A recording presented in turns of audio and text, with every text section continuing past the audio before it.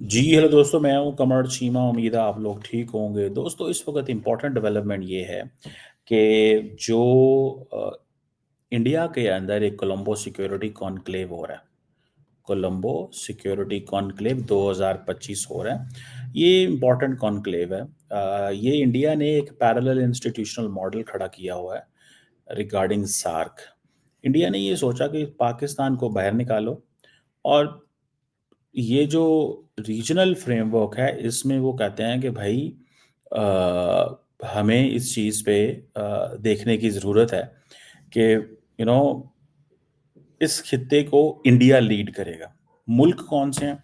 India, Maldives, Mauritius, Sri Lanka, Bangladesh, Seychelles अभी तक observer है, और ये मलेशिया को बीच में डालना चाहते हैं ताकि पाकिस्तान का साउथ ईस्ट एशिया में भी इन्फ्लुएंस को किया जा सके। बाद में ये इसको वो भी कर लेंगे, क्या उसे बोलते हैं, इंडोनेशिया को भी डाल लेंगे। ठीक है, लेकिन दे बिलीव कि इसको डालना चाहिए। ये कोलंबो सिक्योरिटी कॉन्क्लेव डायलॉग जो है ये रीजनल सिक्योरिटी ग्रुपिंग है। इंडियन ओशन के अंदर ये ज़्यादा वो करते हैं। और दूसरी बात ये है कि बांग्लादेश जो है वो इसका फुल मेंबर है। जैसे मैंने बताया आपको, सेक्रेटेरिएट इन्होंने कोलंबो में बनाया। ओरिजिनली तो ये 2011 में शुरू हुआ था, ठीक है जी, लेकिन फिर इसको रीब्रांड किया गया, एक्सपैंड किया गया 2001 में। और इसके जो इम्पोर्टेंट ऑब्जेक्टिव्स हैं वो 5 हैं। पहली बात कि मैरीटाइम सिक्योरिटी एंड ये 5 ऑब्जेक्टिव्स हैं जो लोगों को बताने के लिए। The real one time agenda is to have a monopoly over the region. Region के ऊपर मोनोपोली करने वाली जो बात है ना, वो है। ठीक है जी। तो ये 5 जो है ना, ये कुछ भी नहीं है। ठीक है जी। ये 5 जो ऑब्जेक्टिव मैं आपको बता रहा हूँ ये कुछ भी नहीं है। समझ रहे हैं? और ये ज़हन में रखिएगा, ठीक है जी, कि हर कीमत के ऊपर, एट एवरी कॉस्ट, ठीक है जी, एट एवरी कॉस्ट जो चीज़ मुझे नज़र आ रही है वो ये नज़र आ रही है कि जो लीडरशिप है इंडिया की, वो इन 5 चीज़ों को लेके चल रही थी कि जी मैरिटाइम सिक्योरिटी, काउंटर टेररिज्म, ठीक है जी, और रेडिकलाइजेशन बहुत ज़्यादा हो रही है इस खत्ते के अंदर। ट्रांसनेशनल ऑर्गेनाइज्ड क्राइम को कैसे, ट्रैफिकिंग को कैसे डील करना, ये भी इंडिया का प्रॉब्लम है।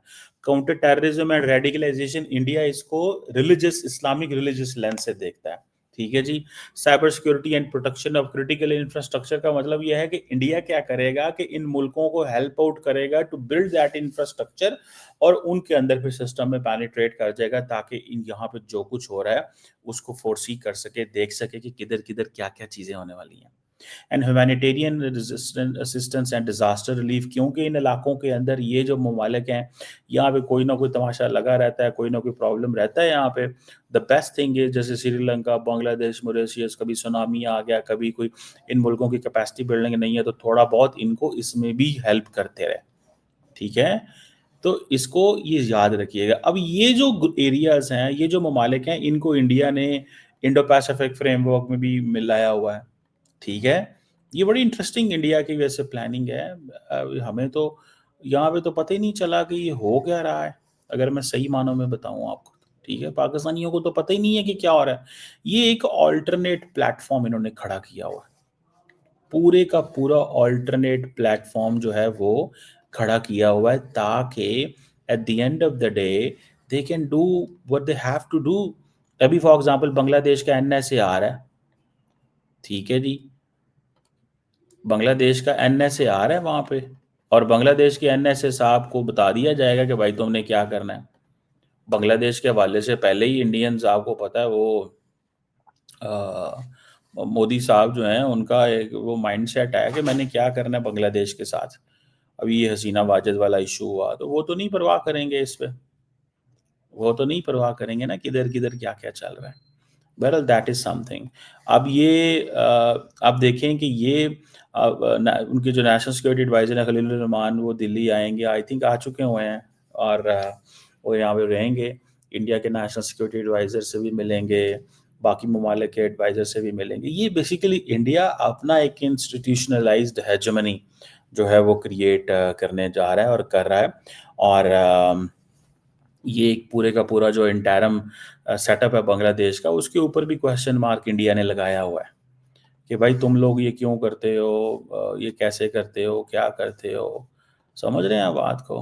तो ये that is something very very interesting, ये बड़ी इंटरेस्टिंग चीज़ है। लेट्स नॉट इसको अंडरमाइन नहीं हमें करना चाहिए, या नहीं वो देखना चाहिए कि ये क्या होगा और कैसे होगा और किस अंदाज से होगा। लेकिन what I have understood so far, जो चीज़ को जिसको मैंने अंडरस्टैंड किया वो यही है कि भाई साहब, जो जो चीज़ है और जो चीज़ समझने की ज़रूरत है वो यही है कि एट एवरी कॉस्ट हर कीमत के ऊपर इंडिया जो है वो अपनी हेजमनी बरकरार रखेगा, अपनी हेजमनी बरकरार रखेगा। ये वो पॉइंट है जिसको समझने की ज़रूरत है। That's what I foresee, that's what I see. ठीक है ना जी? मुझे ये चीज़ जो है वो नज़र आ रही है, और मैं तो इसको ऐसे देख रहा हूँ। ठीक है? अब आप देखें, अगर आप जो आपको चीज़ पता चलेगा वो यही पता चलेगी कि भाई over the period of time, ठीक है जी, जो चीज़ सामने आएगी वो यही आएगी कि इंडिया का बहुत लंबा चौड़ा इन्फ्लुएंस होगा, इंडिया का बहुत लंबा चौड़ा इन्फ्लुएंस होगा। और वो कैसे होगा, किस अंदाज से होगा, डेफिनेटली वो भी आपको पता चल जाएगा। लेकिन ये मैं आपको बड़ी गारंटी से कह रहा हूँ, ये मैं आपको बड़ी गारंटी से कह रहा हूँ कि ये चीज़ जो है that is going to be there, ये चीज़ वहाँ पे होगी। और अब देखते हैं कि how come India can come up with its own program. India का प्रोग्राम इसमें क्या है? इंडिया का लार्जर फ्रेमवर्क तो मैंने आपको अभी ये जो एनएसए की मीटिंग ये हो रही है अभी 7th, ये जो नवंबर में, इसमें जो रोड मैप है, एक्शन प्लान है, वो इन्होंने पहले ही डिस्कस किए हुए हैं। ठीक है जी? बांग्लादेश जो है वो एज ए 5th मेंबर उसने ज्वाइन किया था। और इस दिस इज बेसिकली, इस वजह से मैंने आपको बताया, this is institutionalisation of India's vision of the region. India ने बेसिकली, अब इंडिया का प्रॉब्लम ये है कि इंडिया वुड हैव और could have got Afghanistan in it, लेकिन वो बाहर है इस खत्ते से। तो वो पाकिस्तान बीच में वो आ जाता है, और पाकिस्तान ही वो ईरान को भी बीच में ले आए।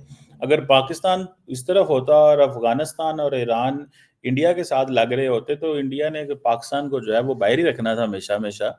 और तब हमारी शायद इतनी लड़ाई भी ना होती इंडिया के साथ, और हम भी इसी तरह के नेबर होते। लेकिन any how that's a different point.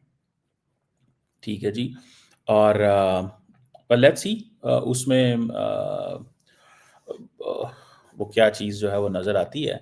लेकिन मैं आपको बड़ी गारंटी से बता सकता हूँ एक चीज़ को, what I can tell you, कि द लीडरशिप जो है, द लीडरशिप इन इंडिया, ये बेसिकली ये कोलंबो सिक्योरिटी कॉन्क्लेव जो है ना, ये सारे का सारा जो थॉट प्रोसेस है, ये है ही एनएसए दोवल साहब का, कि हमें इसको कैसे करना है।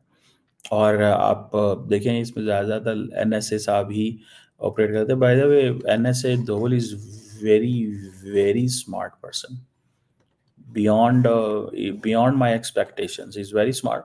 देखें, वो ज़ाहिर बात है, स्मार्ट है तो आज तक सर्वाइव कर रहे हैं ना मोदी साहब के साथ। वो मोदी साहब को सब कुछ दे रहा है, what ever Modi needs, what ever Modi needs वो मोदी साहब को दे रहा है। पीएम हाउस को सारे को चलाते ही वो हैं यार।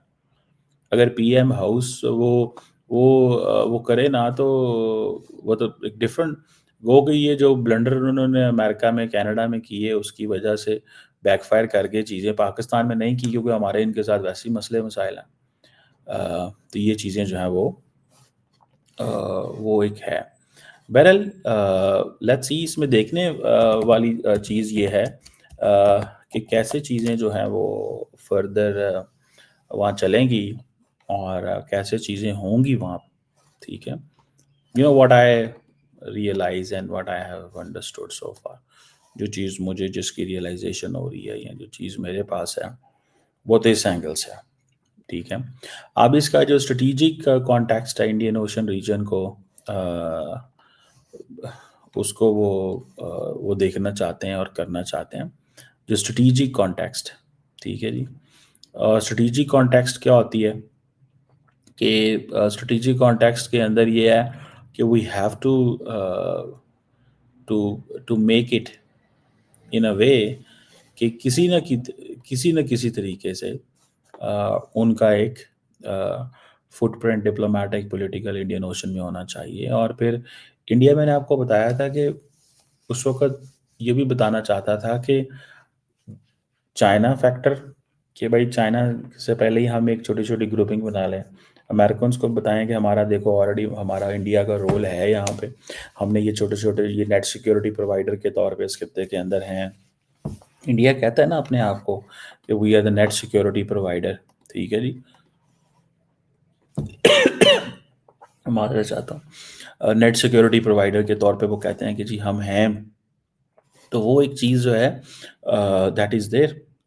लेकिन वो नेट सिक्योरिटी प्रोवाइडर के तौर पे वो क्या क्या कर सकते हैं, कैसे कैसे कर सकते हैं, वो तो ओनली टाइम विल टेल। लेकिन रीजनल स्टेबिलिटी के हवाले से उनका एक व्यू है कि साइबर थ्रेट्स, पायरेसी, ट्रैकिंग, ये वो कैपेसिटी बिल्डिंग, मैंने आपको बताया ना, ये 5 चीज़ों का मतलब ही ये है।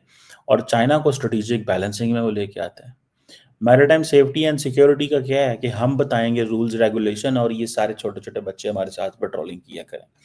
Counter terrorism and radicalisation, pressure on Maldives मुसलमान और दूसरे मुसलमानों के ऊपर प्रेशर होगा, ठीक है ना जी। और दूसरी बात ये है कि ट्रांसनेशनल ऑर्गेनाइज क्राइम जो है, ठीक है, वो भी इंडिया का कहता मसला है कि ये इंडिया कहता है जी कि हमारे जो लोग हैं वो सारे के सारे मुश्किल में है। मुश्किल में किस लिए है कि वो बॉर्डर मूवमेंट बहुत ज़्यादा है, बॉर्डर मूवमेंट बहुत ज़्यादा है। तो इसको वो देख के कहते हैं कि जी ये तो बॉर्डर मूवमेंट है, बड़ी तगड़ी किस्म की बॉर्डर मूवमेंट है, और इसको हमें हर कीमत पे वो करने की ज़रूरत है। बहरहाल that's another point and that's another topic. और ये बाय द वे इंडिया का ये प्रॉब्लम जेन्युइन है, इंडिया का ये जो प्रॉब्लम है जेन्युइन है, ये नहीं है कि कोई जेन्युइन प्रॉब्लम नहीं है उनका, ठीक है। जेन्युइन इस सेंस में है कि यू नो भाई ऐसे थोड़ा ही होता है, ठीक है, कि आप इस चीज़ को इग्नोर कर दें। ऐसे थोड़ा ही होता है कि आप इस चीज़ में आ जाएं कि जी हज़ारों बंदे आपके मुल्क के अंदर एंटर हो रहे हैं एंड एक एक जो चीज़ है उसको how we have to make it, ठीक है। सो बहरहाल ये एक फैक्टर है। और मुझे ऐसा लगता है कि इंडिया ने इस सारे प्रोसेस के तहत उनके लिए जो प्रॉब्लम पैदा करने वाला मुल्क है ना, वो सिर्फ और सिर्फ प्रॉब्लम पैदा करने वाला मुल्क सिर्फ और सिर्फ कौन सा है? बांग्लादेश। बिकॉज बांग्लादेश के हवाले से वो क्या करेंगे, बांग्लादेश के हवाले से वो ये रेडिकलाइजेशन और ये जब काउंटर टेररिज्म, ये जब इंडिया बांग्लादेश के हवाले से ये कहेगा ना, तो बांग्लादेश को बहुत गुस्सा चढ़ता है कि ये हमारे साथ ज्यादती कर रहे हैं, हमें ये लेबल कर रहे हैं, हमें ये लेबल कर रहे हैं, हमारे साथ ज्यादती कर रहे हैं, ठीक है जी। और transnational organised crime, trafficking is a challenge, ठीक है। अच्छा, इंडिया ये समझता है कि जो नेपाल है, Nepal is a vulnerable place, गुर्बत है वहाँ पे, और उसको जी पाकिस्तान हमारे खिलाफ इस्तेमाल कर सकता है। रिसेंटली भी आई थिंक मैंने इसको महसूस किया कि ये एक चीज़ जो है वो दैट इज़ देयर। तो ये फैक्टर्स ऐसे होते हैं इस चीज़ को, अ, जिसे वो कहते हैं ना, I can absolutely understand that factor. और ये मुझे नज़र भी आता है। बहरहाल वो देखने वाली बात है कि अ, वो जिसे कहते हैं ना, अ, वो जो चीज़ what I see and what I find, ठीक है, वो तो पता चलेगा कि किस तरह है और क्या है और किस तरह है और क्या नहीं है। बहरहाल एक एक इम्पॉर्टेंट डेवलपमेंट है ये, बांग्लादेश के एनएसए का इंडिया आना। उसके क्या कॉन्टेक्स्ट हो सकते हैं, क्या हो सकता है, लेट्स सी दैट।